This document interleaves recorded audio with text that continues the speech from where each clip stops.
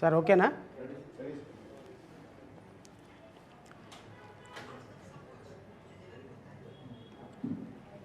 Media మిత్రులకి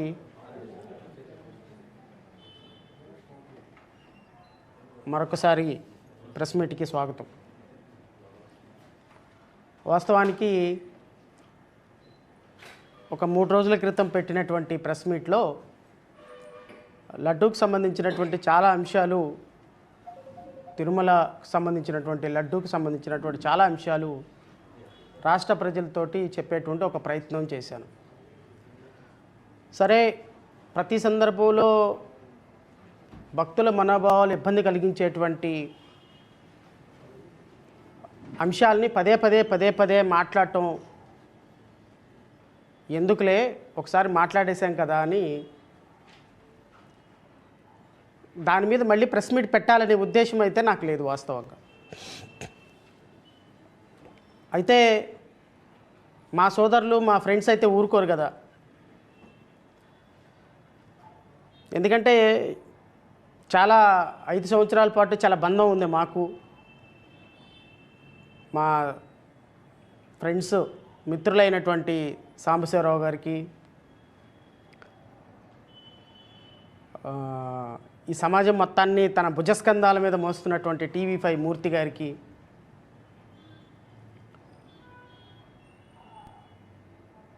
అత్యంత తెలియగలిగినటువంటి journalist అయిన మా వెంకటకృష్ణ గారికి, వీరందరికీ మళ్ళా దీని మీద వినాలి, నా విశ్లేషణ వినాలి, ప్రజలు దీని గురించి మాట్లాడుకోవాలి అనేటువంటి తపన, ఆవేశం, కోరిక మళ్ళీ నన్ను ఇక్కడ కూర్చోబెట్టే ప్రయత్నం చేసింది. ఈరోజు ఆంధ్రప్రదేశ్ అధికారిక పత్రికలైనటువంటి ఆంధ్రజ్యోతి, ఈనాడులో 2 బ్యానర్ హెడ్డింగ్స్ వచ్చినాయి. రాత్రి నాకైతే చాలా భయం వేసింది. మా మిత్రుడు మూర్తి గారు అసలు తిరుమల లడ్డూ కోసం ఆయన పడుతున్న తపన, ఆయన చూపిస్తున్న చొరవ, ఆయన మాట్లాడుతున్న విధానం, ఎక్కడ పీపి వచ్చి అక్కడే పడిపోతాడేమో అన్నంత భయం అనిపించింది. ఎందుకంటే మిత్రుడు కాబట్టి. అసలు తిరుమల లడ్డు మీద సిఏబిఐ వేసిన రిపోర్టు మీద మా సోదరుడు, మా మిత్రులు, తెలుగుదేశం అధికారిక పత్రికలు, పుత్రికలు, మాసపుత్రికలు, మానసపుత్రికలు, మీరు గత నిన్న మొన్నటి నుంచి అసలు మళ్ళీ ఈ తిరుమల లడ్డూలో కల్తీ జరిగిందని చెప్పడానికి మీరు పడుతున్న ప్రయత్నం, మీరు చేస్తున్న ప్రయాస నిజంగా అనిర్వచనీయం, అభినందనీయం. ఈ సిట్టు రిపోర్ట్ వచ్చిన తర్వాత, సిబిఐ రిపోర్ట్ వచ్చిన తర్వాత మొట్టమొదటిసారిగా హ్యాపీ ఫీల్ అయింది నేనే. ఎందుకంటే ఏదో వైఎస్ఆర్సీపీ నాయకుల పేర్లు లేవని, జగన్మోహన్ రెడ్డి పేర్లు లేవని కాదు. నేను సంతోషపడింది ఏంటి అంటే, అదృష్టం కొద్దీ సిబిఐ ఇచ్చినటువంటి రిపోర్ట్లో జంతు అవశేషాలు లేవు, ఎటువంటి యానిమల్ ఫ్యాట్ లేదు అని చెప్పినటువంటి రిపోర్టు నాతో నేనే కాదు, శ్రీవారిని, వెంకటేశ్వర స్వామిని పూజించుకునే కొన్ని కోట్ల మంది మనసుల్లో ఒక రిలాక్సేషన్ వచ్చింది. అమ్మయ్యా, కల్తీ జరిగిందంటే చాలా తేడా ఉంది. తిరుమలలో లడ్డులో నెయ్యిలో కల్తీ జరిగింది వేరు, వెజిటబుల్ ఫ్యాట్ కలిసడం వేరు, పంది కొవ్వు, బీఫ్ కొవ్వు, ఫిష్ ఆయిల్ కలవటం వేరు. ఈ రెండిటికి చాలా తేడా ఉంది. ఎంత తేడా ఉంది అంటే, నిజానికి పవన్ కళ్యాణ్కి ఉన్నంత తేడా ఉంది. నిజానికి పవన్ కళ్యాణ్కి తేడా ఏంటి అంటే ఏంటండి అని అర్థం కాకపోతే, మనం క్యారెక్టర్స్ని, కొన్ని వాస్తవాలని, సమాజంలో జరిగే కొన్ని విషయాలని కొంతమంది వ్యక్తులతో పోలుస్తూ ఉంటాం. ఫర్ ఎగ్జాంపుల్, ఎవడన్నా పిచ్చి పిచ్చిగా బిహేవ్ చేశాడు అనుకోండి, వీడెవడరా బాబు తుగ్లక్ లాగా ఉన్నాడు అంటాం. పిచ్చి పిచ్చిగా ఎవడన్నా బిహేవ్ చేస్తే వీడెవడరా తుగ్లక్ లాగా ఉన్నాడు, మహమ్మద్ బిన్ తుగ్లక్ లాగా ఉన్నాడు అంట. ఎవడన్నా బాగా కొట్టినా కూడా ముఖం అలాగే తలకాయ ఉంచుకుని వెళ్తాడు అనుకో, వీడెవడరా మహాత్మా గాంధీ లాగా ఉన్నాడు. అంటే పిచ్చి వాళ్ళకి మహమ్మద్ బిన్ తుగ్లక్, అహింసకి మహాత్మా గాంధీ, ఎవడన్నా బాగా తెలివిగా మాట్లాడితే వీడెవడరా బాబు అంబేద్కర్ లాగా అన్ని లాజిక్లు మాట్లాడుతున్నాడు అంటే ఒక జ్ఞానానికి అంబేద్కర్. ఇట్లా కొంతమంది మనుషుల్ని కొంతమంది కొన్ని క్యారెక్టరిస్టిక్స్తో మనం పోలుస్తూ ఉంటాం. అలాగే అబద్ధాన్ని పోల్చడానికి ఉన్న ఇప్పుడున్నటువంటి ఏకైక వ్యక్తి పవన్ కళ్యాణ్. మన గౌరవ ఉప ముఖ్యమంత్రి గారు ఎవడన్నా బాగా అబద్ధాలు చెప్తున్నాడు అనుకోండి, వీడెవడరా బాబు పవన్ కళ్యాణ్ లాగా ఉన్నాడు అని అనొచ్చు. Because is deserve for every word. అబద్ధానికి నిజానికి అని అనకుండా నిజానికి పవన్ కళ్యాణ్కి ఉన్నంత తేడా ఉందని అనొచ్చు. బికాస్ సిట్ రిపోర్ట్ వచ్చిన దగ్గర నుంచి కొన్ని కోట్ల మంది అమ్మయ్యా అని ఫీల్ అయితే 4 ప్రాణాలు మాత్రం అల్లల్లాడిపోతున్నాయండి. ఆ 4 ప్రాణాలు ఏంటి అంటే, మొట్టమొదటి ప్రాణం ముఖ్యమంత్రి చంద్రబాబు నాయుడు. అబ్బా, తిరుమల తిరుపతి లడ్డులో జంతు అవశేషాలు కలిసినాయి అని చెప్పినట్టయితే ఎంత బాగుండేది అని ఫీల్ అయినటువంటి పరమ దుర్మార్గుల్లో నెంబర్ 1 దుర్మార్గుడు చంద్రబాబు నాయుడు, ముఖ్యమంత్రి చంద్రబాబు నాయుడు గారు. నెంబర్ 2 మీకు తెలియదు ఏం లేదు, అబద్ధం.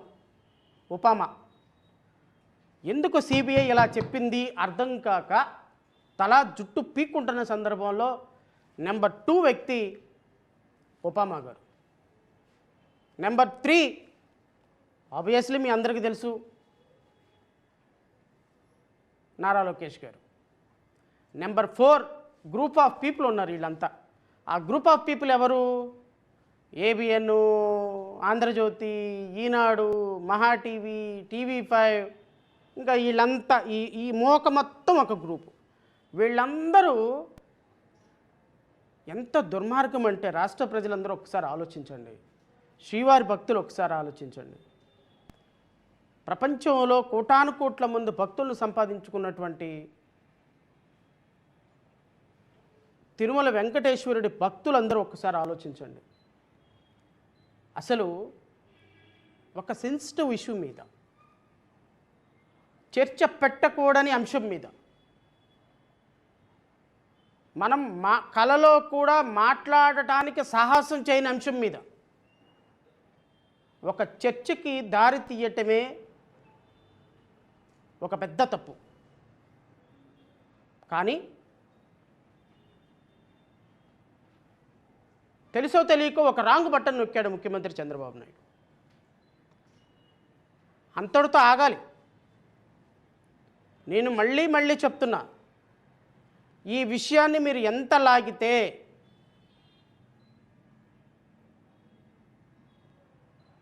అంత నష్టపోయేది, నాశనం అయిపోయేది, కనుమరుగైపోయేది కూటమి.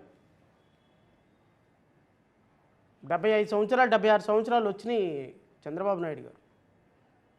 ఇంకా రాజకీయాలు కాస్తైనా స్వచ్ఛమైన రాజకీయాలు చేయడానికి ప్రయత్నం చేయండి. ఎందుకంటే ఎంతమందో చూడని గొప్ప గొప్ప విజయాలు మీరు సాధించారు. I'm appreciating you and once upon a time you are my role model. కష్టపడే విధానంలో కానీ 45 సంవత్సరాలు సుదీర్ఘ రాజకీయ చరిత్రలో ఎన్నో గొప్ప పదవులు అలంకరించారు మీరు. ఎన్నో గొప్ప స్థానాలకు వెళ్ళారు మీరు. రాష్ట్రంలో కొన్ని రిఫార్మ్స్కి కారణమయ్యారు మీరు. ఆ గ్రాటిట్యూడ్స్ మాలాంటి వ్యక్తులకు ఉన్నాయి మీ మీద. ఇంత వయసు వచ్చినప్పటికీ కూడా మీరు పరమ పవిత్రంగా భావించేటువంటి తిరుమల వెంకటేశ్వర స్వామి మీద ఇన్ని రాజకీయాలు చేయటం మీ వయసుకు తగ్గది కాదు, మీ విఘ్నతకి తగ్గింది కాదు, మీ భావజాలానికి కానీ ఇంకో దానికి కానీ తగింది కాదు అని మీరు ఒక్కసారి ఆగమనం చేసుకోమని కోరుతున్నాం. ఏం సాధిస్తాం? రేపు 29 ఎలక్షన్కి 80 సంవత్సరాలు వచ్చేస్తాయి మీకు. ఇంకా ఏం కావాలండి? 3 సార్లు ముఖ్యమంత్రి అయ్యారు, 45 సంవత్సరాలు సుదీర్ఘ చరిత్ర ఉంది. ఇంకా నీచమైన రాజకీయాలు చేసి రేపు మనం ఈ సమాజంలో కాస్త నలుగురు గొప్పగా మాట్లాడుకోవటానికి ఏం మిగుల్చుకొని వెళ్తాం సార్?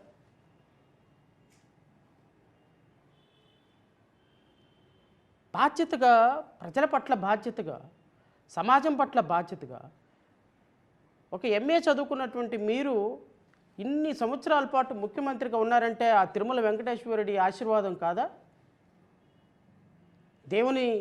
దేవుని ఆశీర్వాదం లేకుండానే మీరు ఇంత గొప్ప వ్యక్తులు అయ్యారా? ఆ మాత్రం తిరుమల వెంకటేశ్వరుడి మీద కృతజ్ఞత లేదా మీకు? మీ ఇంటి ఇలవేల్పు కదా, కొన్ని కోట్ల మంది ఇంట్లో ఇలవేల్పు కాదా? తిరుమల వెంకటేశ్వర ప్రసాదంలో ఆ జంతు అవశేషాలు పంది కొవ్వు, ఎద్దు కొవ్వు, ఆవు కొవ్వు కలవలేదు అని సిట్ రిపోర్ట్ ఇచ్చిన తర్వాత దాంట్లో కలిసినవి కల్తీ నెయ్యి అని చెప్పడానికి మీరు మీ మీడియా పడుతున్న తాపత్రయం ప్రజలు హర్షించగలుగుతారా? Will anyone appreciate? మీకు కనీసం సిగ్గుందా? ఈ రిపోర్టు బయటకు వచ్చిన తర్వాత మొన్నటి వరకు మెట్లు గడిగినటువంటి అపాలజెటిక్ సనాతని కనీసం ముందుకొచ్చి ఐఎమ్ వెరీ సారీ, నేను ప్రీమెచ్యూర్ స్టేట్మెంట్ చేశాను, తిరుమల వెంకటేశ్వర స్వామికి నేను క్షమాపణ కోరుతున్నాను, రాష్ట్ర ప్రజలకి మనోభావాలకి దెబ్బతీశాను, క్షమాపణ కోరుతున్నాను, క్షమాపణ కోరారా? కోరకపోగా బ్యానర్ రేటింగ్స్ వేస్తారా?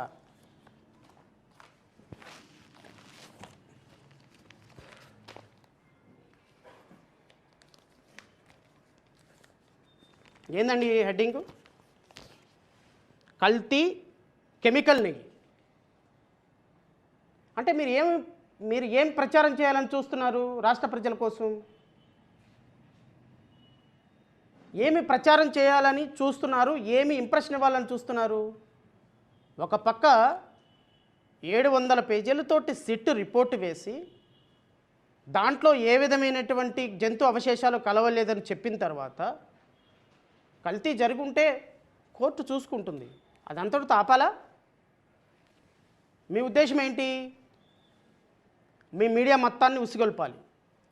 నేను మొన్న ప్రెస్ మీట్లో మా మిత్రుడికి, ఒక మూర్తి గారికి ఒక ఛాలెంజ్ విసిరా. ఎందుకు అంత బాధపడిపోతున్నావు, గుండెలు బాదుకుంటున్నావు మూర్తి గారు? ఎందుకు అంత అవసరం ఏమొచ్చింది? ఎవరెవరినో ఇంటర్నేషనల్ అనలిస్టులను తీసుకొచ్చి ప్రెస్ మీట్లు పెట్టి లేకపోతే డిబేట్లు పెట్టాల్సిన అవసరం ఏంది? దేశంలో, రాష్ట్రంలో, ప్రపంచంలో శ్రీవారి భక్తులకు ఉన్నటువంటి అనుమానాలు సిట్ రిపోర్టు, సిబిఐ ఇచ్చిన రిపోర్టు, కేంద్ర ప్రభుత్వం ఇచ్చిన రిపోర్టు నివృత్తి చేయడానికి నేను కూర్చుంటా, నువ్వు కూర్చో, ఇద్దరం కూర్చుందాం రా. నన్ను మొన్నే ఓపెన్ ఛాలెంజ్ ఇచ్చా, నా ఫోన్ నెంబర్ నీ దగ్గర ఉంది. శ్రవణ్ గారు మిత్రులమే కదా మన ఇద్దరం, మనకేంటుంది? మీరేమో నిజాయితీ గల జర్నలిస్టు, నేనేమో ఒక లాయర్ని. Will set together. ఇదిగో ఈ రిపోర్ట్తో నేను వస్తా, సిబిఐ రిపోర్ట్ వేసింది, ఈ రిపోర్ట్తో నేను వస్తా, ఈ 300 పేజీల రిపోర్ట్తో నేను వస్తా, నువ్వు కూర్చో. ఎందుకు అంత బాధ? ఎందుకు ఎవరెవరినో తీసుకొచ్చి కూర్చోబెట్టడం? తెలుగుదేశం పార్టీ కార్యాలయంలో తిరిగే వ్యక్తులందరినీ తీసుకొచ్చి డిబేట్లో కూర్చోబెట్టడం దేనికోసం? ఎందుకు అంత అవసరం లేదు, అంత బాధ అవసరం లేదు. ప్రజలకు వాస్తవాలు తెలియలేదని మీది ఉద్దేశం కదా. నేను వెంకటకృష్ణ గారిని కూడా అడుగుతున్నా, మీ ఇద్దరు సిరొక్క రోజు నాకు సమయం ఇవ్వండి. లడ్డూ ప్రసాదం మీద మీరు కలిసిందని మీరు అంటారు, ఎట్లా కలిసిందో ఏంటో ప్రజలకు వాస్తవాలు చెప్దాం. కొన్ని కోట్ల మందికి ఈ ఈ ఈ లడ్డూ ప్రసాదం మీద కొంత ఒక క్లారిటీ వస్తుంది. ఎవరు తప్పు చేశారు, ఎవరు మెట్లు గడిగారు, ఎవరు ప్రాశ్చిత్త దీక్షలు చేశారు, ఎవరు కడాన దీంట్లో జంతుకు అవశేషాలు కలిసినాయి అని చెప్పారు, ఏం బేసిస్ తోటి చెప్పారు, సిబిఐ రిపోర్ట్ ఏమొచ్చింది, ఎన్డీడీబీ రిపోర్ట్ ఏమొచ్చింది, ఫైనల్ రిపోర్ట్ ఏమొచ్చింది, అవుట్కమ్ ఎలా ఉంది, చట్టం ఏం చెప్తుంది, ఏ బేసిస్ తోటి వీళ్ళు జంతు అవశేషాలు కలిసినాయి అని చెప్పారు, ఏ బేసిస్ తోటి నువ్వు కల్తీ జరిగింది సింథటిక్ నెయ్యి అని చెప్తున్నావు, అది నెయ్యే కాదంట. మా మూర్తి గారు నిన్న చెప్తున్నారు, మీరు నిన్న డిబేట్ పెట్టి అబద్ధాన్ని నిజంగా ప్రచారం చేయాలని చూసిన కారణంగానే మొట్టమొదటిసారిగా నేను మీ మాట ఎత్తాల్సి వస్తుంది. అదర్వైజ్ నేను ఏ డిబేట్లో ఏ ప్రెస్ మీట్లో కూడా వ్యక్తిగతంగా ఎవరిని టార్గెట్ చేయను. నేను అడుగుతున్నా మూర్తి గారిని, మా మిత్రుని అడుగుతున్నా, మీకు నిజంగా వాస్తవాలు ప్రజలకు తెలియాలి అని ఉంటే, నిజంగా లడ్డూలో కల్తీ జరిగిందా జరగలేదా అని ప్రజలకు నిరూపించాలంటే మీరు డిబేట్లు పెట్టుకోవటం కాదు. మీరు మాట్లాడేది మీ డిబేట్లు ఎట్లా ఉంటాయంటే, ఈ మధ్యకాలంలో ఎలా ఉంటున్నాయి అంటే చెప్తున్నా. ఒక కొడుకు వచ్చి తండ్రి దగ్గరికి, నానా నేను రన్నింగ్ రేస్లో సెకండ్ వచ్చాను నాన్న అన్నాడంట. ఆహా, ఎంత బాగా ప్రైజ్ తీసుకొచ్చావు నాన్న, కంగ్రాచులేషన్స్, నా పేరు నిలబెట్టావు, సెకండ్ ప్రైజ్ వచ్చిందా అంటే, అవును నాన్న అంటే, ఇంతకీ ఎంతమంది పాల్గొన్నారు నాన్న అంటే, ఇద్దరమే పాల్గొన్నావు నాన్న అన్నాడంట. మీరు పెట్టే డిబేట్లు అలా ఉంటాయి మూర్తి గారు. ప్రశ్న మీదే, సమాధానం మీదే, ఎక్స్ప్లెనేషను మీదే. మీరేం సమాధానం చెప్తారో అటు పక్క నుంచి ఆ సమాధానమే మీదే. మీరు కూర్చోవటం ఏంటి మూర్తి గారు? నన్ను పిలవండి, నేను వస్తా. నేను ఛాలెంజ్ చేస్తున్నా, మీ మీడియాకి, ఏ మీడియాకైనా, ఈటీవీకి రమ్మంటారా, ఏబిఎన్కి రమ్మంటారా, మహా టీవీకి రమ్మంటారా, లేకపోతే TV5కి రమ్మంటారా, ఎవరో మీరు చేస్తారా, లేకపోతే మీ కిందోళ్ళు చేస్తారా, ఇంకోళ్ళు ఎవరైనా చేస్తారా? లడ్డూ మీద సిబిఐ రిపోర్ట్ మీద కడాన జంతు అవశేషాలు కలిసిన దాని మీద నేను చర్చకు వస్తాను. మీరు చర్చకు ఆహ్వానించండి, రాష్ట్ర ప్రజలకు వాస్తవాలు చెప్దాం. మీరు కూర్చుంటే ఉపయోగం ఏంటుంది అనేది నా రిక్వెస్ట్. దాన్ని మీరు కన్సిడర్ చేస్తారా, కన్సిడర్ చేయరా, లేకపోతే పారిపోతారా, సమాజం చూసుకుంటుంది. నేనైతే నా ప్రకారంగా నేను మీతో డిబేట్ చేయడానికి సిద్ధంగా ఉన్నా, మీ ఛానల్లో కూర్చోడానికి సిద్ధంగా ఉన్నా, వాస్తవాలు ప్రజలకు చెప్పడానికి సిద్ధంగా ఉన్నా. సో ఈ వాస్తవాలు ప్రజలకు చెప్పగలిగితే చాలు. సో నెంబర్ 3 పాయింట్, నిన్న సిబిఐ వేసినటువంటి ఛార్జ్షీట్లో ఏముంది? గౌరవ ముఖ్యమంత్రి గారు నిన్న క్యాబినెట్లో ఏదో మాట అన్నారు అనేటువంటి కొన్ని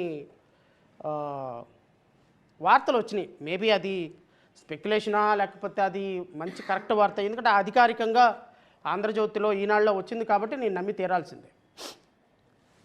ఒకసారి సిటీ రిపోర్టు పరిశీలించిన తర్వాత నిర్ణయం తీసుకుందామని. సిటీ రిపోర్టు పరిశీలించిన తర్వాత ఏం నిర్ణయం తీసుకుంటారు ఏంటి, ఈ సిటీ రిపోర్టు మీద మీరు ఏ విధంగా రెస్పాండ్ అవుతారు అనేది అది తర్వాత ప్రభుత్వం మీరు చూసుకుంటారు, అది మీకు సంబంధించినటువంటి అంశం. కానీ ఒక బాధ్యతాయుతమైనటువంటి పదవిలో ఉన్నటువంటి మీరు కావచ్చు, లేకపోతే పవన్ కళ్యాణ్ కావచ్చు, మీ ఇద్దరు చేసినటువంటి ఆరోపణలకి పోలీసు సుదీర్ఘమైనటువంటి విచారణ జరిపి, నాకు తెలిసినంత వరకు రమారమి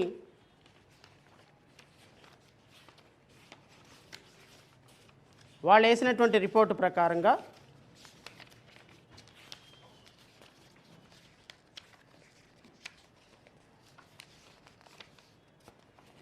700 పేజీలకు పైగా 700 పేజీలకు పైగా రిపోర్ట్లు వాళ్ళు వేసినటువంటి, ఎగ్జామ్ చేసినటువంటి డాక్యుమెంట్లు పైగా చేసి వేసినటువంటి రిపోర్ట్లో మీరు ఏ విధమైనటువంటి నిర్ణయం తీసుకుంటారు, ఎట్లా తీసుకుంటారు అనేది it's up to you.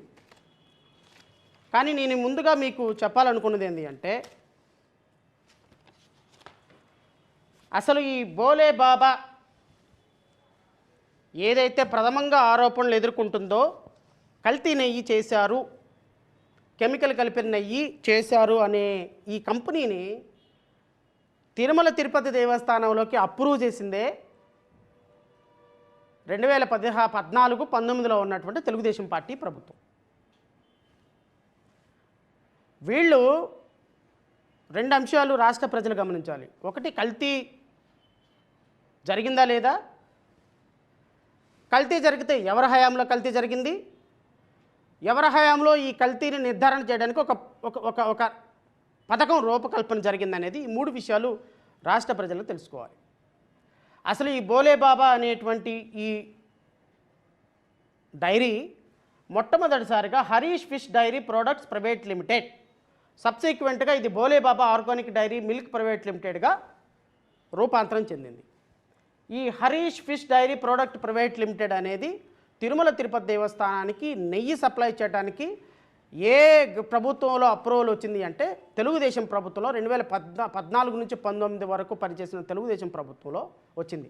SIT ఇచ్చినటువంటి ఫైండింగ్లో ఒక ప్రాథమికమైనటువంటి రిపోర్ట్ నేను చదివి వినిపిస్తా. Investigation revealed that Harish fresh dairy product private limited, that is Bole Baba organic dairy milk private limited, did not produced cow milk at any point of time since its inception. Inception అంటే 2014 నుంచి 19 వరకు ఈ డైరీని అప్రూవ్ చేసినటువంటి తెలుగుదేశం హయాంలో నుంచి ఈ ఇర్రెగ్యులారిటీ కొనసాగుతూ వస్తుంది. However the plant inspection members without properly verifying the cow milk procurement records they mention in the plant inspection report dated 27/5/2018. ఎవరున్నారండి 27/5/2018?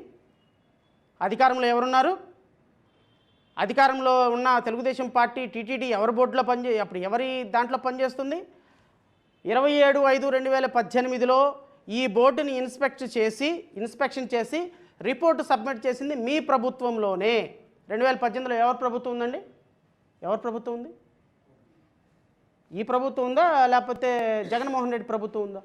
2018లో Telugu Desam ప్రభుత్వం అధికారంలో ఉంది. On 27/5/2018, the said plant is procuring on an average of 1,33,500 liters of cow milk per day. As per the half-yearly return submitted by Harish Fish Dairy, Fresh Dairy Products Private Limited, now MS Boli Baba so and so, for the period of April 2018 to September 2018 to FSSAI, there was no milk procurement. 2018 April నుంచి September 2018 వరకు, అంటే April నుంచి September వరకు తిరుమల తిరుపతి దేవస్థానానికి procure చేసినటువంటి మిల్క్లో Bhole Baba, that means Harish fresh dairy product milk అనేటువంటి dairy, there was no milk procurement. అసలు మిల్క్ ప్రొక్యూర్మెంటే బోలే బాబా డైరీ వాళ్ళు చేయలేదు 2018 వరకు కూడా. అంటే అర్థం ఏంటి? అసలు ఈ సింథటిక్ నెయ్యో లేకపోతే కెమికల్ కలిపిన నెయ్యో మీరు ఏదైతే ఆరోపణ చేస్తున్నారో అది గత ప్రభుత్వంలో 14-19 ప్రభుత్వంలో నుంచే మొదలవుతుంది అన్నటువంటి విషయాన్ని ఛార్జ్షీట్లో రాశారన్న విషయం ఎంతమందికి తెలుసు? బహుశా మీరు ఛార్జ్షీట్ చదివండి మూర్తి గారు, వెంకటకృష్ణ గారు. మరొకసారి నేను ఛార్జ్షీట్ పంపిస్తా. మీరు ఛార్జ్షీట్లో 63వ పేజీలో లాస్ట్ పారాగ్రాఫ్ ఒకసారి చదవమని నేను అందరినీ కోరుతున్నా. నెంబర్ 1. నెంబర్ 2,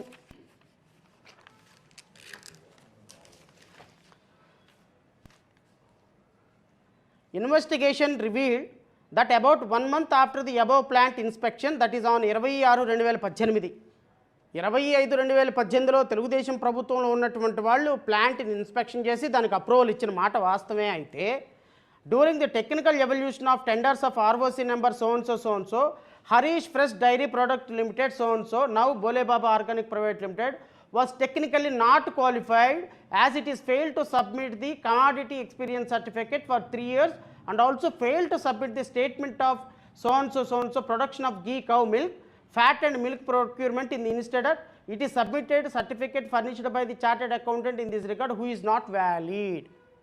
2018లో ఈ ప్రభుత్వాన్ని ఈ ప్లాంట్ని ఇన్స్పెక్షన్ చేసి దీనికి అప్రూవల్ ఇచ్చి దీన్ని అప్రూవల్ కూడా ఇచ్చినటువంటి number ROC number M1/340 340/21/106/MRKT/2018, that MS Harish Fresh Dairy Milk Private Limited, now MS Bole Baba Organic Dairy Milk Private Limited, which was technically not qualified. Technically not qualified సంస్థని inspect చేసి దాని దొంగ audit రిపోర్ట్లు తీసుకొని procurement చేసే capacity లేకపోయినా procurement చేయగలిగిన capacity ఉంది అని అసలు ఈ బోలే బాబా డైరీని అప్రూవ్ చేసి ఇన్స్పెక్షన్ చేసి అప్రూవల్ ఇచ్చి ఆ డైరీ దగ్గర నుంచి గీని సప్లై చేయించుకొని సింథటిక్ గీని కెమికల్ కలిపిన గీని సప్లై చేయించుకున్నటువంటి దుర్మార్గులు, దుష్టులు, నీచులు, నికృష్టులు ఎవరైనా ఉన్నారు అంటే అది మీ తెలుగుదేశం పార్టీ ప్రభుత్వంలో 2014 నుంచి 18-19 వరకు పనిచేసినటువంటి ప్రభుత్వం అన్న విషయము గమనం చేసుకొని డిబేట్లు పెట్టండి. కాస్త గమనం చేసుకొని డిబేట్లు పెట్టండి. కాస్త గమనం చేసుకొని పేపర్లో ఆర్టికల్స్ రాయండి. కాస్త కాన్షియస్గా ఉండి ప్రజలకి అవాస్తవాలు చెప్పే ప్రయత్నం చేయండి. మీరు అవాస్తవాలు చెప్తే ప్రజలు కళ్ళు మూసుకొని వినేటువంటి పరిస్థితులు ఎవరు లేరు సార్. ముఖ్యమంత్రి గారు, ఉప ముఖ్యమంత్రి గారు, మీరు కామ్గా శాలువాలు కప్పుకొని ఏం మాట్లాడకుండా మౌనంగా ఉన్నంత మాత్రాన, స్క్రిప్ట్ రానంత మాత్రాన, స్క్రిప్ట్ రాయనంత మాత్రాన ప్రజలందరూ అమాయకులు. మీరు మాటలు చెప్పే మాటలన్నీ నమ్ముతారు, మీ మీడియా గుప్పించేటువంటి అవాస్తవాలు నమ్ముతారు అని ఎవ్వరూ మీరు భ్రమపడకండి. ప్రజలు చాలా విఘ్నతతో ఉన్నారు, ప్రజలు చాలా ఆలోచనతో ఉన్నారు, ప్రజలు చాలా అప్రమత్తంగా ఫ్యాక్చువల్ ఆస్పెక్ట్ తెలుసున్నారు. మీలాంటి దుర్మార్గుల్ని ఈ పార్టీలో మీకు 164 సీట్లు ఇస్తే మీరు పరిపాలన చేయండి రా మగడా అంటే, మీరు ఎదుగు ఈరోజు ఈ విధంగా దేవుళ్ళ మీద మీరు ఈరోజు కుట్ర కుతంత్రాలు చేసి రాజకీయ పార్టీలను బదనం. నీకు దమ్ము ధైర్యం ఉంటే సూపర్ 6 చక్కగా అమలు చేసి ప్రభుత్వాన్ని ఛాలెంజ్ చేయండి అయ్యా. మీకు దమ్ము ధైర్యం ఉంటే ఆడపిల్లల మీద జరుగుతున్న ఆగాయిత్యాలని ఆపండి. ఇదిగో లా అండ్ ఆర్డర్ మేము ఈ విధంగా ఇస్తున్నాం, క్రైమ్ రేట్ని మేము ఈ విధంగా తగ్గిస్తున్నాం, ఇదిగో ఈ విధంగా మేము గంజాయిని నిర్వీర్యం చేస్తున్నాం, ఇదిగో ఈ విధంగా సిస్టమ్స్ మేము స్ట్రెంగ్తన్ చేస్తున్నాం, ఈ విధంగా ఉద్యోగాల కల్పన చేస్తున్నాం, ఇదిగో ఈ విధంగా కమిట్ అయినట్టుగా జనవరి 1వ తారీఖు మేము జాబ్ క్యాలెండర్ ఇస్తున్నాం, ఇదిగో మేము ఈ విధంగా సస్యశ్యామలంగా అమరావతిని డెవలప్ చేస్తున్నాం, ఇదిగో మేము ఈ విధంగా కంపెనీలు తీసుకొస్తున్నాం, ఇదిగో ఈ విధంగా రాష్ట్ర అభివృద్ధిని పెంచుతున్నాం, ఇదిగో జీఎస్టీని పెంచుతున్నాం, ఇదిగో అప్పులను తగ్గిస్తున్నాం, ఇదిగో ఎంప్లాయ్మెంట్ని పెంచుతున్నాం, ఇదిగో ఇన్ఫ్లేషన్ తగ్గిస్తున్నాం. మీకు దమ్ము ధైర్యం ఉంటే వాటి మీద ప్రయత్నం చేయండి, వాటి మీద పోరాటం చేయండి, ఆ సిస్టమ్స్ని స్ట్రెంగ్తన్ చేయండి. కానీ ఇదేమి పనికి మాలిన ఆడంగి పనులండి, నాకు అర్థం కావట్లేదు. I'm very sorry. ఆడంగి అనగానే మళ్ళీ ఆడంగి మాటలు అంటారు అని అంటారు. ఆడంగి మాటలు అంటే అలా అర్థం కాదు, చేతకాని మాటలు.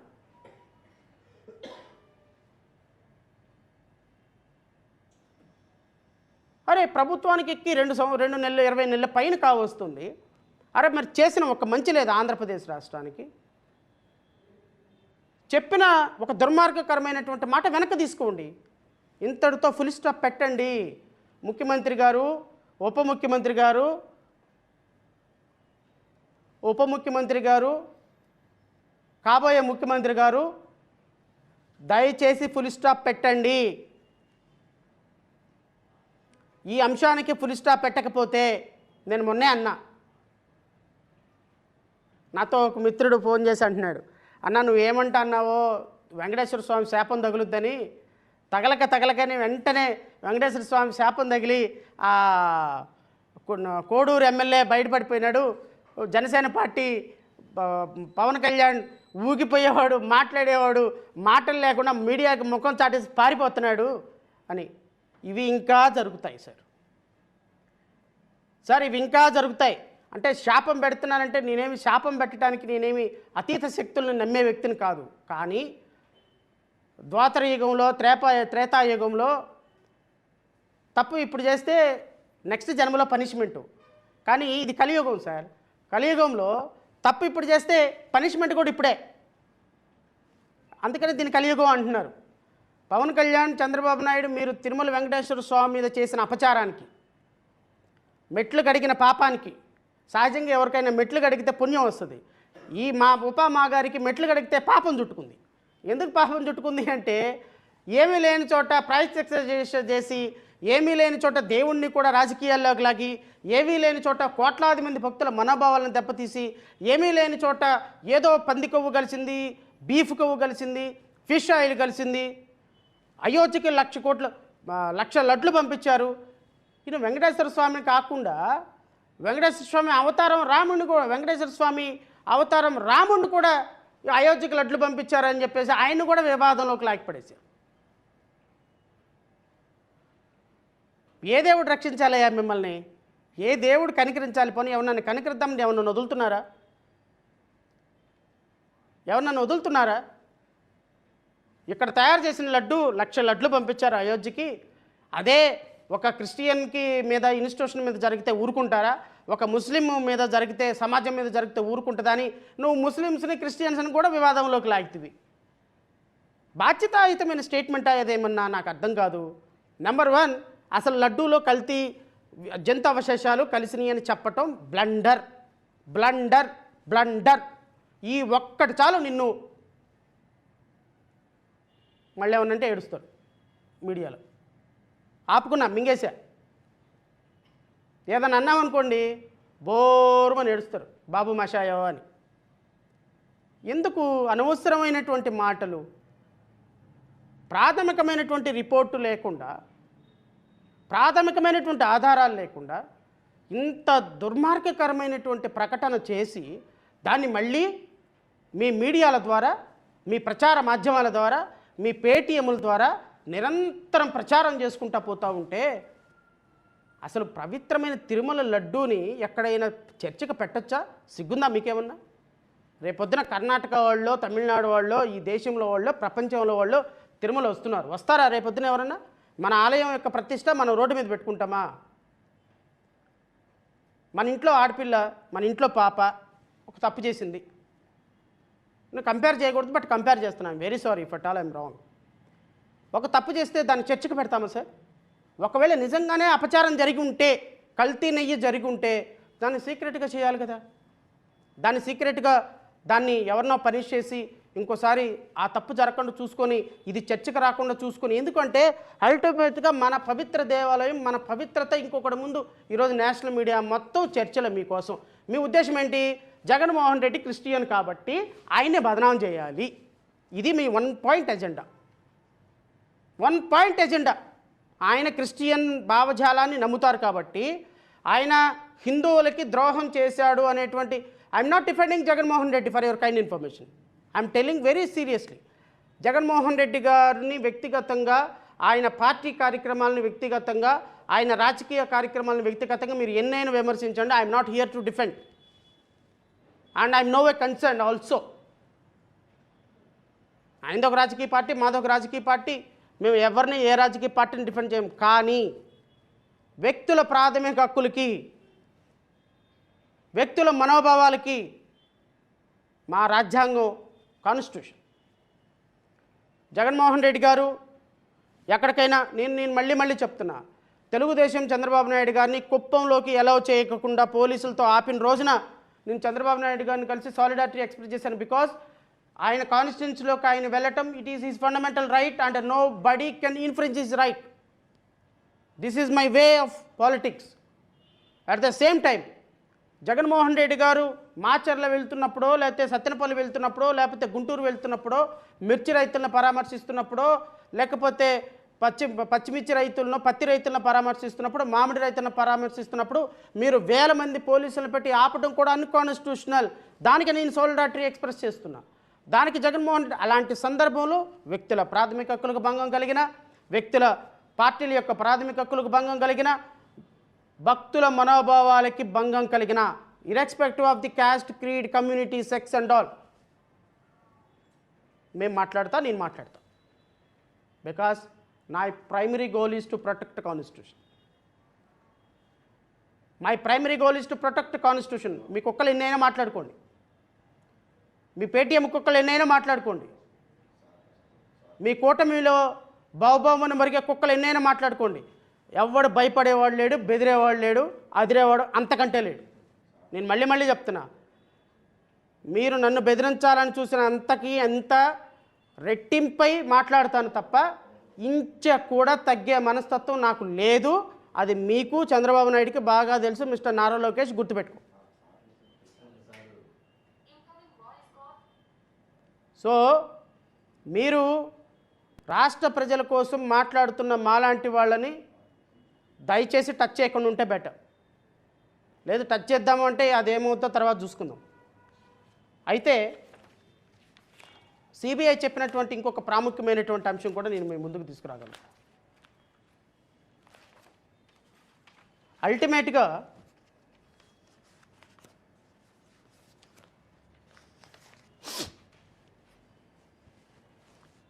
నేను మా మిత్రుల్ని, డిబేట్లు పెట్టేటువంటి మిత్రులని, లేకపోతే తెలుగుదేశం మిత్రుల్ని, లేకపోతే జనసేన మిత్రుల్ని, కడాన కల్తీ నెయ్యిలో, కల్తీగా జరిగింది, కెమికల్ నెయ్యిలో జరిగిందని చెప్పటానికి మీరు ప్రచారం చేస్తున్నట్టుగా నేను పొద్దున కందుల రమేష్ గారిది, లేకపోతే ఇంకా చాలామంది అనాలిసిస్ రఫ్గా చూస్తూ ఉన్నా. ప్రాథమికంగా నాకు అర్థం కాని ఒక విషయం మీ తెలివిగల వాళ్ళంతా నాకు ఎక్స్ప్లెయిన్ చేయాలి. నేను అందరిని అడుగుతున్నా, వినయపూర్వకంగానే అడుగుతున్నా, ఏదో వెటకారంగా అడగటంలా, వినయపూర్వకంగానే అడుగుతున్నా. సార్, అసలు సిబిఐ ఎంక్వైరీ రావడానికి, లడ్డూలో కల్తీ జరిగిందని చెప్పడానికి మొట్టమొదటిసారిగా కూటమి ప్రభుత్వం వచ్చిన తర్వాత తీసిన శాంపుల్ ఏంటి సార్? మూర్తి గారు, సాంబశివరావు గారు, ఈ టీవీల్లో డిబేట్లు పెట్టి మీడియాల్లో యూట్యూబ్ ఛానల్స్లో మాట్లాడుతున్న వ్యక్తులందరికీ నేను నా ప్రాథమికమైన ప్రశ్నలు మీరు సమాధానం చెప్పాలి మీరందరూ. ఎందుకంటే నేను మాట్లాడింది కొంతమంది చూస్తారు కాబట్టి ఈ అనాలిసిస్ మీద మీరు కూడా ఆలోచించుకోమని కోరుతున్నా. అసలు కల్తీ జరిగింది అని మొట్టమొదటిసారిగా కూటమి ప్రభుత్వానికి తెలిసింది దేంట్లో నుంచి? ఈ కూటమి ప్రభుత్వానికి 6/7/2024న AR dairy food private limited దగ్గర నుంచి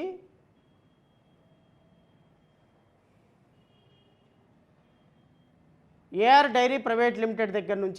డైరీ ఫుడ్స్ ప్రైవేట్ లిమిటెడ్ దగ్గర నుంచి 6/7/2024 అంటే కూటమి ప్రభుత్వం వచ్చిన తర్వాత 4 ట్యాంకర్ల నెయ్యి తిరుపతి దేవస్థానం రాగానే, తిరుపతి రాగానే ఆ తిరుపతిలో వచ్చినటువంటి గీ ట్యాంకర్ల నెయ్యిలో నుంచి 4 శాంపిల్స్ కలెక్ట్ చేసి దాన్ని గుజరాత్ పంపిస్తే, గుజరాత్ రిపోర్ట్లో నుంచి వచ్చినటువంటి అంశాలు ఏంటి అంటే గీ అడల్టర్డ్ అని వచ్చింది అనేది ప్రాథమికమైనటువంటి సమాచారం.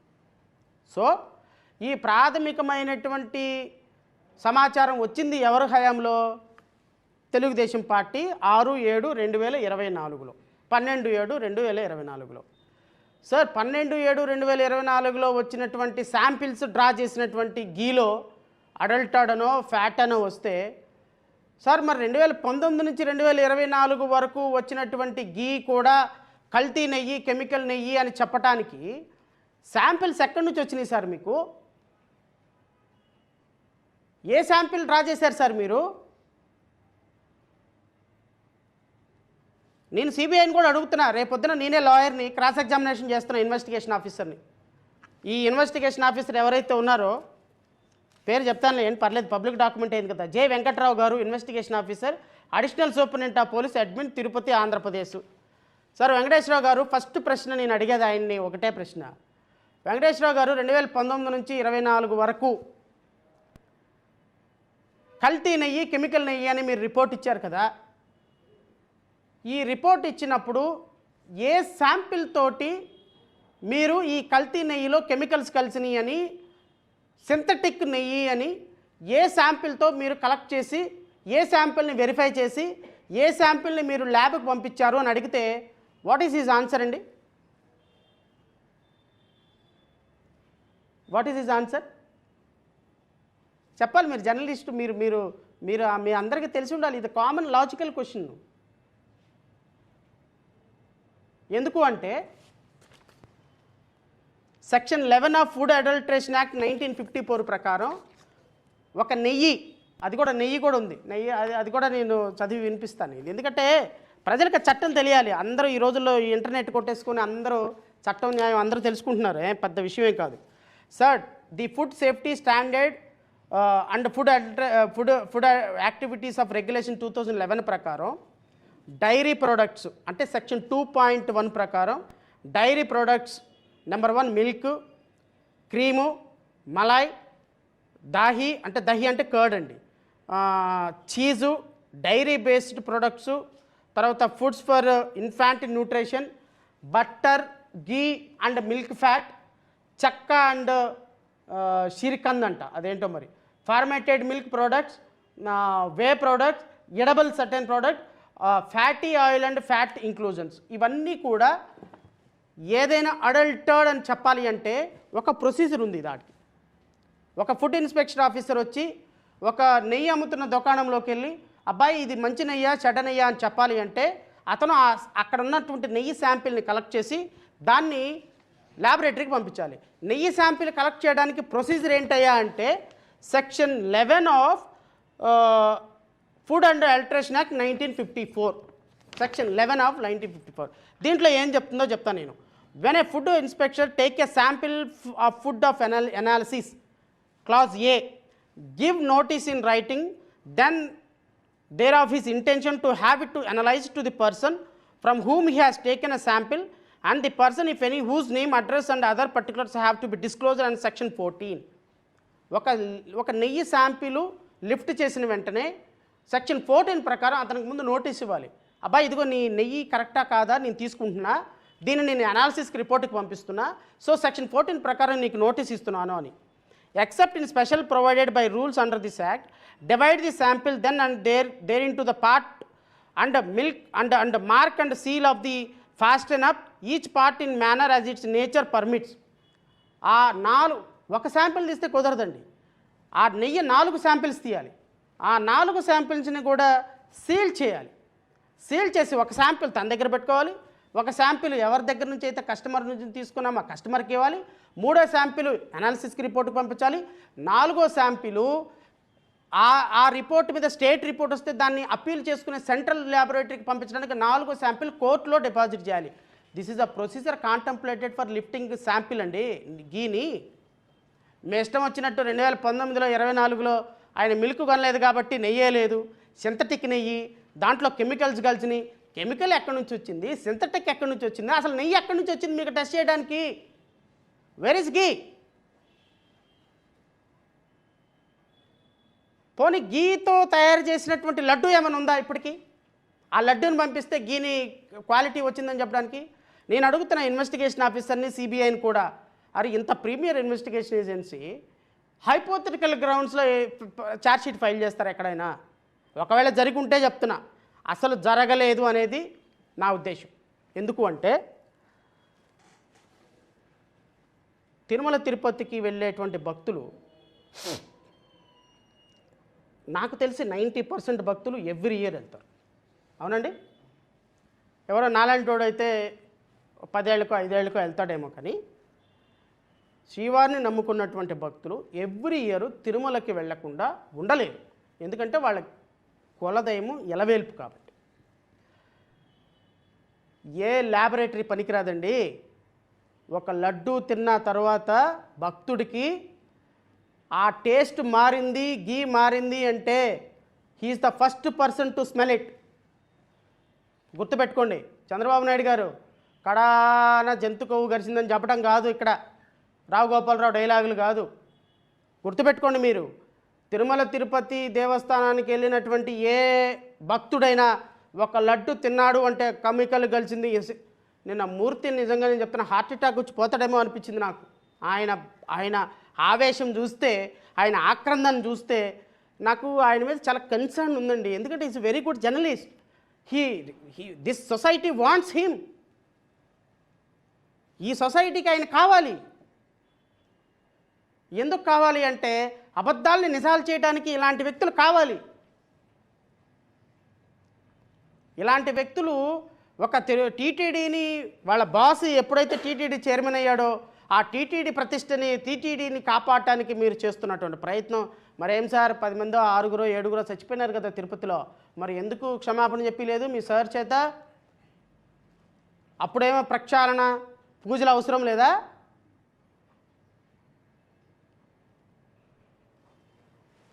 సో అందుకోసమని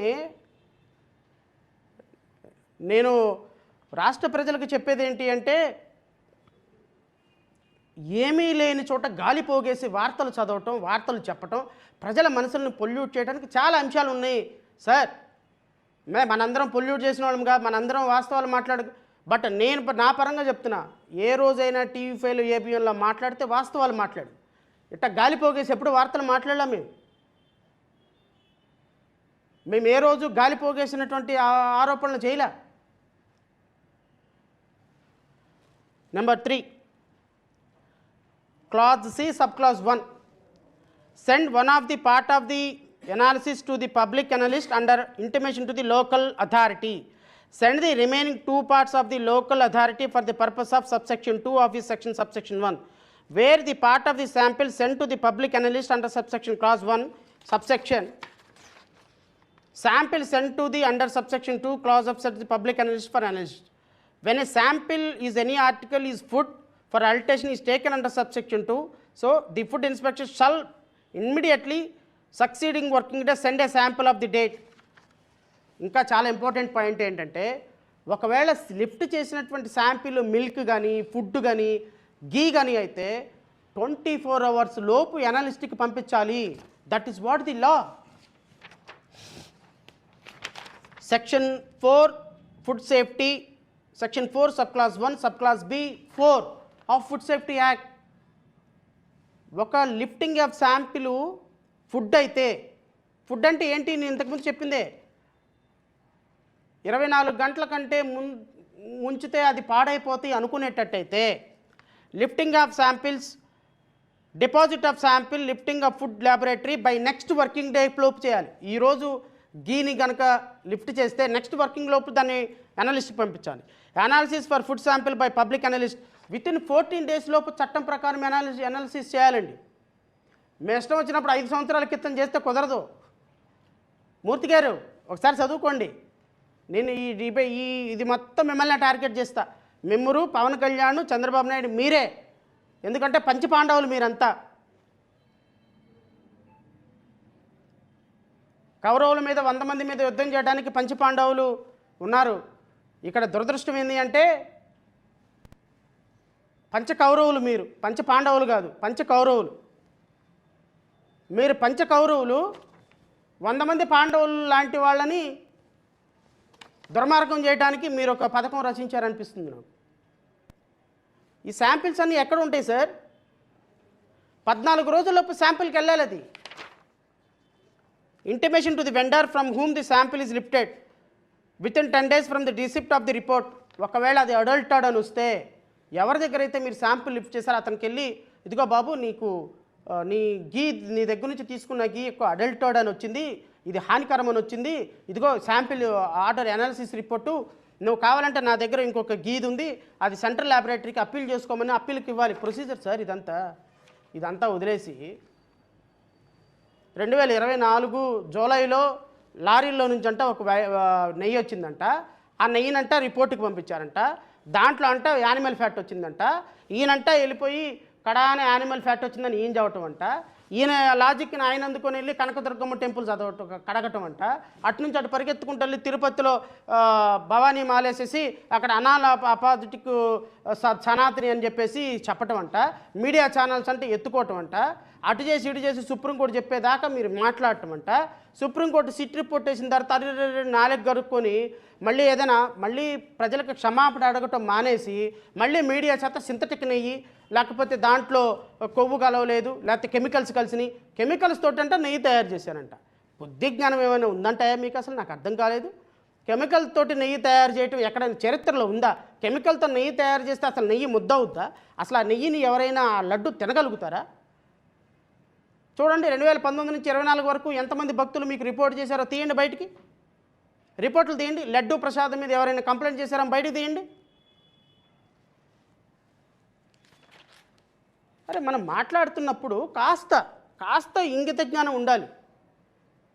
ప్రచారం చేస్తున్నప్పుడు ఇంగిత జ్ఞానం ఉండాలి. నేను ఛార్జ్ షీట్ చదివి వినిపిస్తా. During the investigation A letter dated 8/1/2025 along with a plan action was sent to National Dairy Development Board, Center for Analysis and Learning in Livestock and Food for analysis for raw material and so testing for the remaining ghee samples drawn by TTD in 4 tankers. 9/6/7/2024, 12/7/2024 సంబంధించినటువంటి 4 ట్యాంకర్స్లో 4 శాంపిల్స్ని తీసి గుజరాత్ పంపిస్తారంట. గుజరాత్ పంపిస్తే దాంట్లో ఏదో report వచ్చింది, పంది కొవ్వు అవశేషాలు వచ్చినాయి అని. సిబిఐ వాళ్ళు ఫైనల్గా ఇచ్చినటువంటి on analysis presence of butyric acid was found below the limit of quantification in all 4 samples.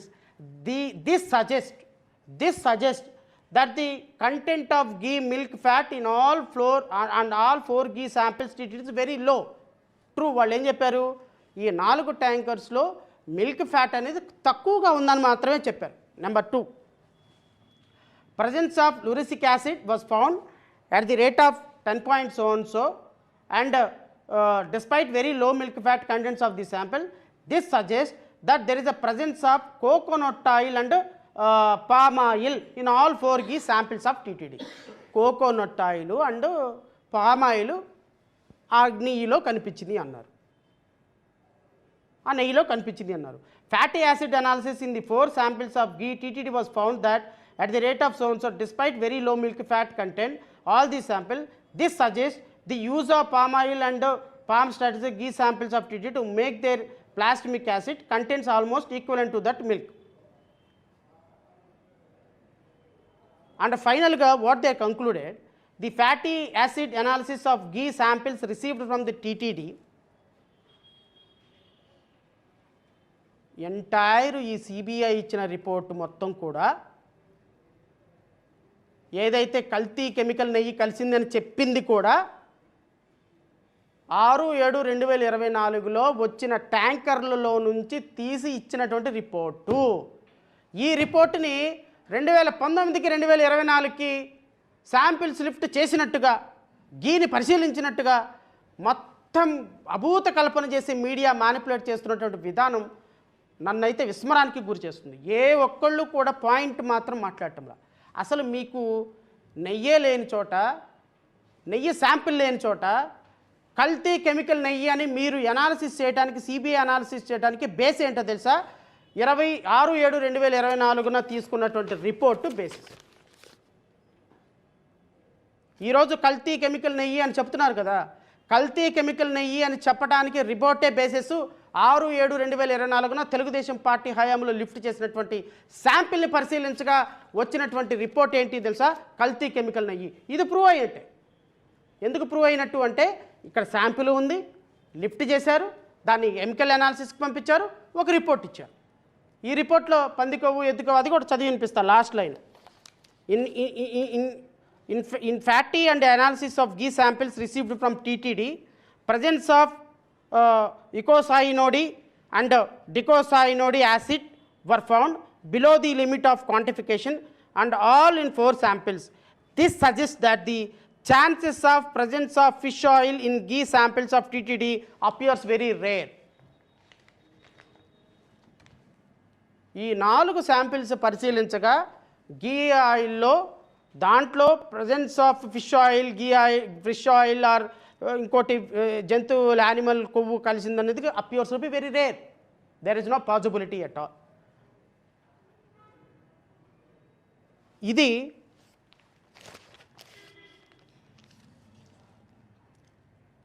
ఇది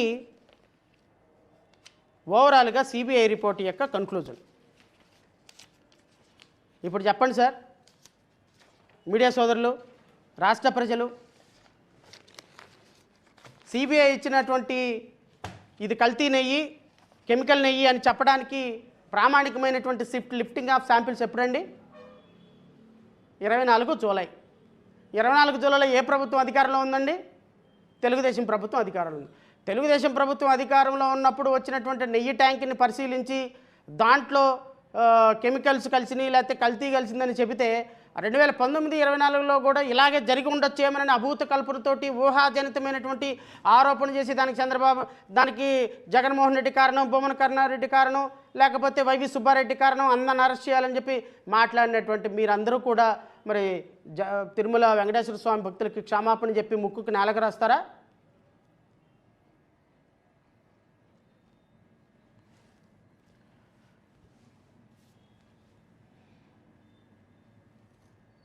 ఇంకోటి కూడా, ఈ బోలేబాబా వాళ్ళు మిల్క్ ప్రొడ్యూస్ చేయలేదు కాబట్టి వీళ్ళు ఏ విధమైనటువంటి ఇది చేయలేదు అని చెప్తారు వీళ్ళు.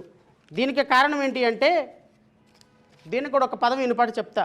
ఎందుకంటే మా మూర్తి గారు, ఈ వెంకటకృష్ణ గారు ఈ ఛానల్ ఈ లైవ్ చూస్తారు. ఎందుకంటే సాయంత్రం నాకు కౌంటర్ ఇవ్వాలి కాబట్టి మరి నన్ను డిబేట్కి పిలవాలా వద్దనేది ఒక ఆలోచన వాళ్ళకి. నాకు ఇన్ని అంశాలు తెలిసిన తర్వాత వాళ్ళు డిబేట్కి పిలుస్తారని నేనైతే అనుకోను. ఎందుకంటే వాళ్ళకి డిబేట్కి పిలిస్తే, నన్ను పిలిస్తే ఏమవుద్దో వాళ్ళకి తెలుసు, వాస్తవాలు ప్రజలకు తెలుస్తాయి అన్న సంగతి వాళ్ళకి తెలుసు. ఒకవేళ ఏమైనా పిలిచారు అనుకోండి, ఐఎమ్ వెరీ హ్యాపీ. ఎందుకంటే సమఉజ్జీలు కాబట్టి నాకు వాళ్ళకి మేము కూర్చుంటాం, రాష్ట్ర ప్రజలకు వాస్తవాలు చెప్తాం. పిలుస్తారా లేదా అనేది సాయంత్రంలోపు చూస్తాను. I'm waiting for a call. ఖచ్చితంగా మూర్తి గారు పిలుస్తారనే ఆశాభావం అయితే నాకుంది. ఎందుకంటే ఇవన్నీ కూడా ప్రజలకు తెలియాలి కాబట్టి ఆయన ద్వారా అయితే బాగా తెలుస్తాయి, ఆయన ఛానల్లో అయితే ఇంకా బాగా తెలుస్తాయి. వాళ్ళలాంటి సామాజికమైనటువంటి బాధ్యత కలిగినటువంటి వాళ్ళ ద్వారా అయితే ఇంకా ప్రజల్లోకి వెళతాయి కాబట్టి తెలుస్తాయి. ఈ బోలేబాబాని ఎందుకు ఫిక్స్ చేశారు అని చెప్పి ఒక ప్రశ్న వస్తుంది. ఈ బోలేబాబాని ఎందుకు ఫిక్స్ చేశారంటేనంట, ఈ Bholebaba it was found not accordingly order was passed by Bholebaba earlier Harish fresh బ్రైడ్ obtained invoices without actual purchase of milk and penalty was imposed by GST department during the year 2024. ఈ బోలేబాబా డైరీ వాళ్ళంట మిల్క్ ఎక్కడి నుంచో కొన్నారంట. ఆ milk కొన్న దానికి GST pay చేయలేదంట. GST pay చేయలేని కారణంగా GST వాళ్ళు వీళ్ళకి పెనాల్టీ వేశారంట. సో GST వాళ్ళు వీళ్ళకి పెనాల్టీ వేశారు కాబట్టి మిల్క్ కొన్నట్టు వీళ్ళ దగ్గర ఆధారాలు లేవు కాబట్టి, అఫీషియల్గా ఆధారాలు లేవు కాబట్టి, సో వీళ్ళు మిల్క్ కొనలేదు అని CBI ప్రాథమికమైన నిర్ధారణకు వచ్చేసింది.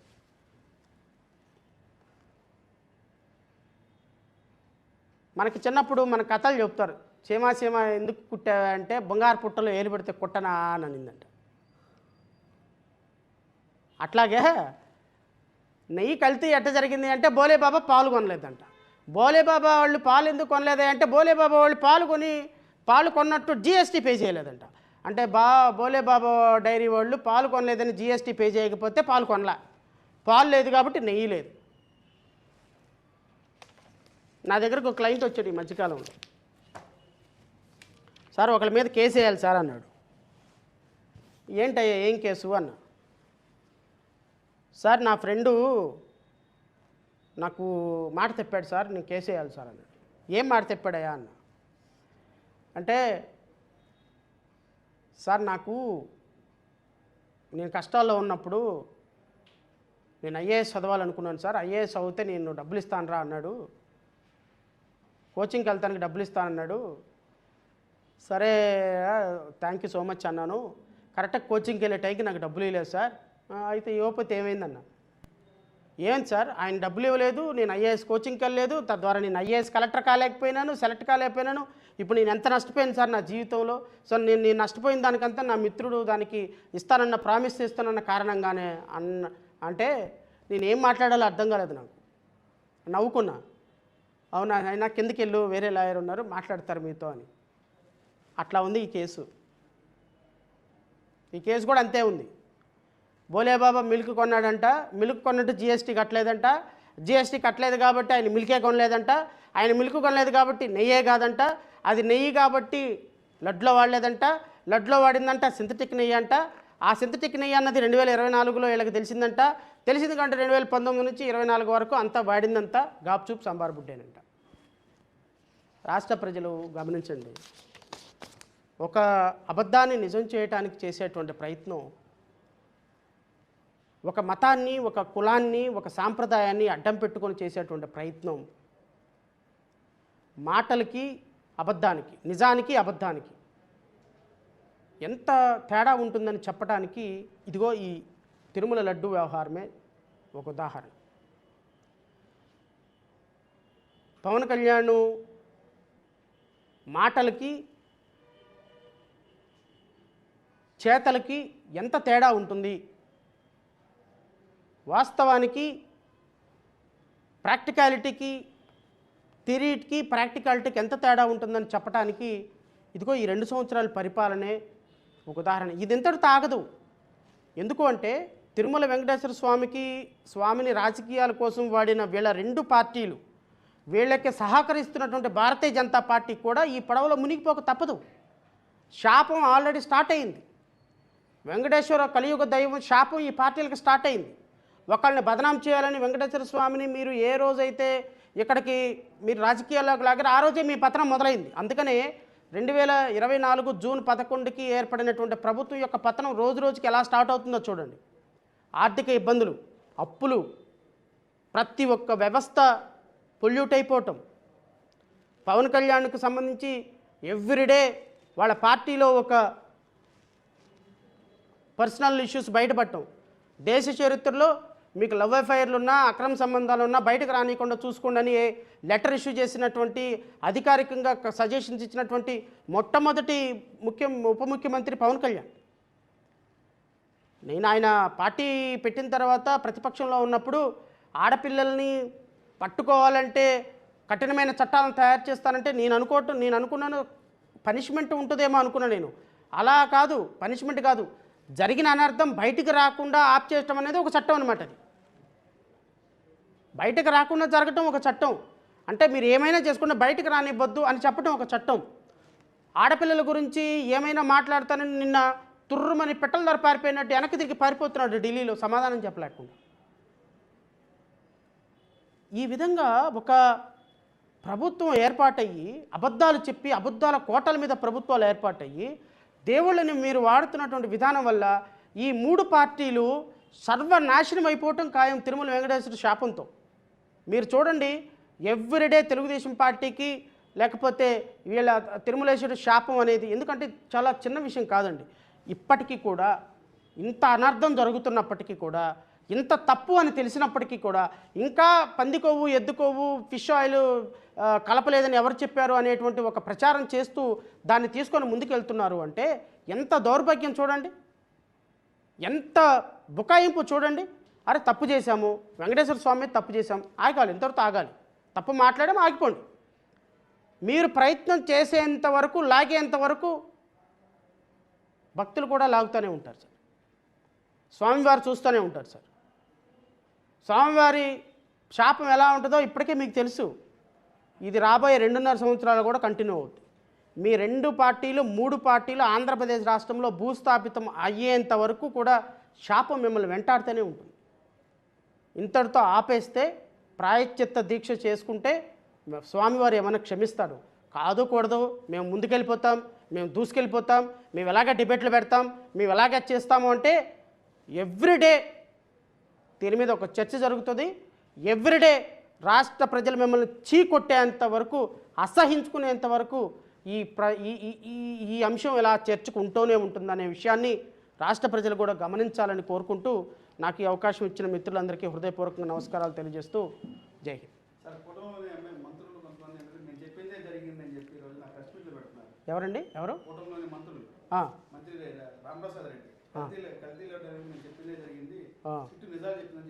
అది నిజాలే. అదే అదే అదే నేను అడుగుతున్నా, మంత్రి గారిని కూడా అడుగుతున్నా. 2024 సంవత్సరంలో టెస్ట్ చేసినటువంటి ట్యాంకులో వచ్చినటువంటి సింథటిక్ లేకపోతే ఇంకో ఆయిల్ అని చెబితే అది 2019 నుంచి 24 వరకు ఆ ఆయిల్ కూడా ఆ గీ వాడి ఉంటారేమో అనేది మీ అపోహ తప్ప అసలు వాడారు, ఈ గీ వాడారు, దాంతో లడ్డు తయారు చేశారు, ఆ గీ అలాంటిది అని చెప్పడానికి సైంటిఫిక్గా మీ దగ్గర ఉన్న ఆధారం ఏం లేదన్న విషయం వాళ్ళు గౌరవనీయులైనటువంటి మంత్రులకి, ఉప ముఖ్యమంత్రులకి, మంత్రులకు తెలియాలి. ఒకవేళ వాళ్ళకి తెలియకపోతే రిపోర్ట్ తీసుకొచ్చుకోవాలి. పెద్దలను ఎవరినొకరిని కూర్చోబెట్టి లీగల్ ఒపీనియన్ తీసుకొని మాట్లాడాలి. అలా మాట్లాడకుండా ఇంకా దాన్ని మీరు ప్రాయశ్చిత్త దీక్షలు అని చెప్పి గుళ్ళు కడుగుతుంటే అనవసరంగా గుడి కడిగిన పవన్ కళ్యాణ్కి ఏమైంది? వాళ్ళ పార్టీ ఏమవుతుంది? వాళ్ళ పార్టీ ఏమవుతుంది? సుగాలి ప్రీతి కేసు ఎదురు తన్నిందా?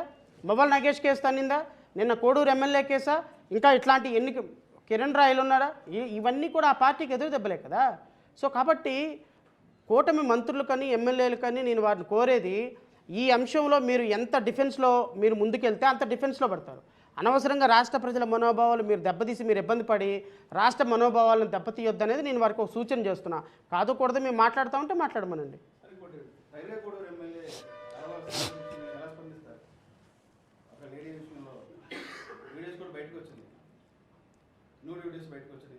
సార్ ఇప్పుడు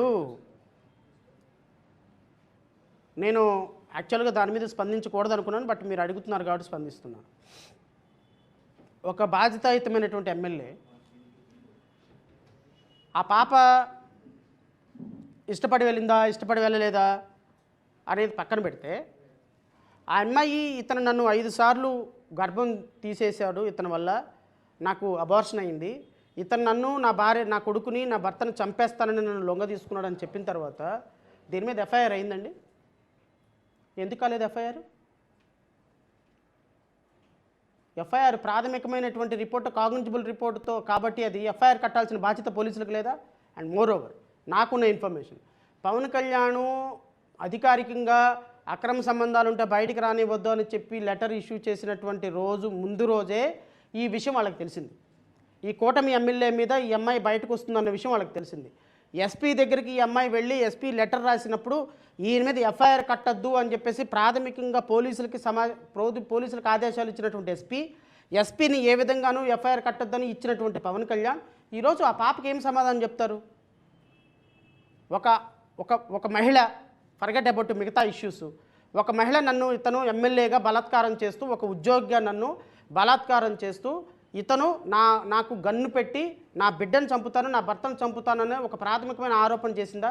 దాని మీద నేను అడుగుతున్న పవన్ కళ్యాణ్, ఈ సనాతన ధర్మాధికారిని, ఈ పనికిమాలిన పవన్ కళ్యాణ్ని అడుగుతున్నాను. నేను ఆ మాట అనకూడదు, కానీ అనాలి. ఎందుకు అంటే ఈ దుర్మార్గుడు మొన్నటిదాకా ఏం చెప్పాడు అంటే, ఆడపిల్లని చూడాలి అంటే, ఆడపిల్ల వైపు చూడాలి అంటే, ఆడపిల్లని పట్టుకోవాలి అంటే, ఇంకో ఇంటర్వ్యూలో కూడా చెప్తున్నాడు, ఆడపిల్లల్ని ఎవరన్నా ఉందంటే నాకు చాలా బాధ అండి, చిన్నప్పటి నుంచి నాకు ఆడపిల్లలంటే చాలా ఇదని. అది కూడా వినిపిస్తాను మీరు అడిగారు కాబట్టి. ఇలాగా ఆడపిల్ల మీద ఏదైనా జరిగితే నేను ఆడపిల్ల కోసం ఎంతో చేస్తానని చెప్పినటువంటి పవన్ కళ్యాణ్ కనీసం ఒక ఆడకూతురు, ఒక దళిత మహిళ నాకు ఇదా జరిగింది అని చెప్పేసి చెబితే నీ ఎమ్మెల్యే మీద నువ్వు ఎఫ్ఐఆర్ కట్టించలేని ఎమ్మెల్యేవి, నువ్వేం ఎమ్మెల్యేవి, ఏం ఉప ముఖ్యమంత్రి, ఏం పార్టీ అధ్యక్షుడివయ్యా నువ్వు? నాకు అర్థం కాదు. ముందు ఒక ఎఫ్ఐఆర్ ప్రాథమికంగా ఏమన్నా ఉరిశిక్ష చేయమంటున్నావు ఆ అబ్బాయికి, ఒక ఎఫ్ఐఆర్ రిజిస్టర్ చేయించు, నీ ఎమ్మెల్యేని అరెస్ట్ చేయించు.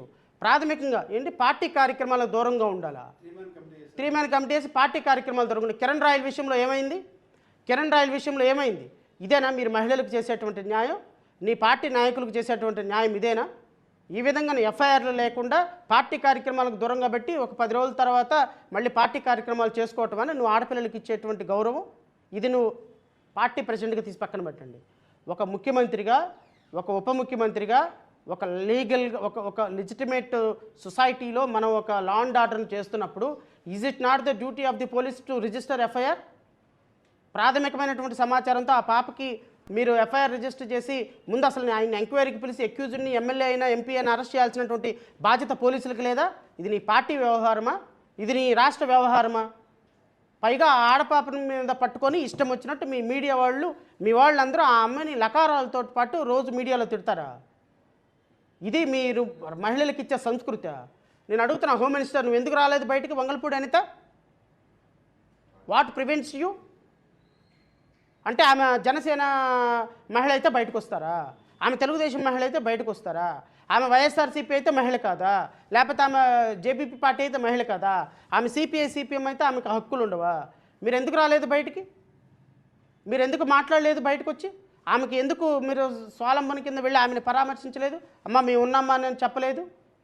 అరే, ఒక మహిళ బయటకు వచ్చి ఇన్నిసార్లు నన్ను రేప్ చేశాడు, ఇంత జరిగింది అని చెప్పిన తర్వాత ప్రాథమికమైనటువంటి పాపకి భరోసాగా ఒక ఎఫ్ఐఆర్ కట్టించలేని మీ ప్రభుత్వం ఒక ప్రభుత్వమా? చాతగాని చావలేని ప్రభుత్వం మీ ప్రభుత్వం. ఇంకా నయం, ఏదైనా బీహార్లో, ఉత్తరాఖండ్లో, రాంచీలో లాంటి క్రైమ్ ఏరియాస్లో కూడా ముందు ఎఫ్ఐఆర్ కట్టారు. ఎఫ్ఐఆర్ ఎక్కడుందండి? ఇది నీ పార్టీ వ్యవహారమా? పైగా ఆ పాప మీద మీడియాలతో దుర్మార్గంగా ఒక అన్నట్టు ప్రొజెక్షన్ ఇచ్చేస్తున్నారు ఆ పాపని. ఒక గవర్నమెంట్ ఎంప్లాయీ డబ్బుల కోసం ఒక ప్రాస్టిట్యూషన్ చేసేటువంటి స్థాయిలో ఉంటుందని మీ మీడియా భావిస్తుందా? మీ యూట్యూబ్ ఛానల్స్ భావిస్తున్నాయా? ఇది లా అండ్ ఆర్డర్ ఉన్న ప్రభుత్వం అని అనాలా? ఇదిగో ఈ ప్రభుత్వంలో సమాజాన్ని మార్చడానికి పవన్ కళ్యాణ్ లాంటి వ్యక్తి రాజకీయాల్లోకి వచ్చాడని భావించాలా? I'm very sorry. మీ మీడియా వాళ్ళు కూడా ఆమెను దాడి చేశారు నిన్న, ఒక మహిళని లేకుండా. ఎంత దుర్మార్గంగా ఒక మహిళ గురించి ఇష్టం వచ్చినట్టు రాస్తే ఆమె పనిష్ చేసింది. పనిష్ చేస్తే ఆయన లీగల్గా వెళ్తాడు, ఆయన కేసులు చూసుకుంటాడు. మీ మీడియా వాళ్ళు ఎవరండి? మీ మీడియా ఆమె మీద దాడి చేసినంత పని చేసింది నిన్నంతా, క్యారెక్టర్ అసాసినేట్ చేసింది మీరంతా. అఫ్కోర్స్ నేనేమి డిఫెండ్ చేయటంలా, లేకపోతే ఆమె లాయర్ని నేను కాదు. కానీ ఒక మహిళ మీ ముందుకు వచ్చి న్యాయం చేయమన్నప్పుడు మీ పాత్ర మీరు పోషించాలి. మీడియా వాళ్ళు అటాక్ చేయటం ఏంటి ఆవిడ మీద? ఆ మాటలు ఏంటి? ఆ దాడి ఏంటి? ఒక ఎమ్మెల్యేనే ఈ ప్రశ్న అడగగలుగుతున్నారు మీరు? వెళ్ళి రేప్ చేసిన ఎమ్మెల్యే, లోబోర్చుకున్న ఎమ్మెల్యేని మీరు ఎవరు మాట్లాడరు, మీకు ఆ దమ్ము లేదు. కానీ ఒక ఆడపిల్ల మీ దగ్గరకు వచ్చింది కాబట్టి మీ ఇష్టం వచ్చినట్టు మాట్లాడేస్తారు. I'm very sorry. మీడియా కూడా ఈ విధంగా ఒక మహిళకి భరోసాగా లేకపోవటం అనేది, ఒక దళిత మహిళని ఎట్లా పడితే అట్లా మాట్లాడటం అనేది, అవును వెళ్ళింది, ఇష్టపడే వెళ్ళింది అనుకుందాం. ఆ ఇష్టం ప్రాణభయంతో వెళ్ళిందని చెప్తుంది ఒక పక్క నుంచి. నా బిడ్డను చంపేస్తాడని బెదిరిస్తున్నాడని వెళ్ళింది ఒక పక్క నుంచి. నా భర్తను చంపేస్తాడని వెళ్ళాను నేను అని చెప్పింది ఒక పక్క నుంచి. దెన్ ఇష్టపడి వెళ్ళినట్ట ప్రాణభయంతో వెళితే? అదే మన కూతురికో మన చెల్లికో మన అక్కకో జరిగితే మనం ఊరుకుంటామా? మనం అలాగ మాట్లాడతామా మీడియా వాళ్ళు కూడా? సో ఆ పాపకి న్యాయం జరగాలి, మంచో చెడ్డ నాకు అనవసరం. ఆ పాపలో నిజంగా కనుక ఆమె బాధితురాలు అయితే ఎఫ్ఐఆర్ కట్టాలి, వాడికి శిక్ష పడాలి. శిక్ష పడేంత వరకు మనందరం కూడా ఆమెకు సపోర్ట్గా ఉండాలి. Thank you.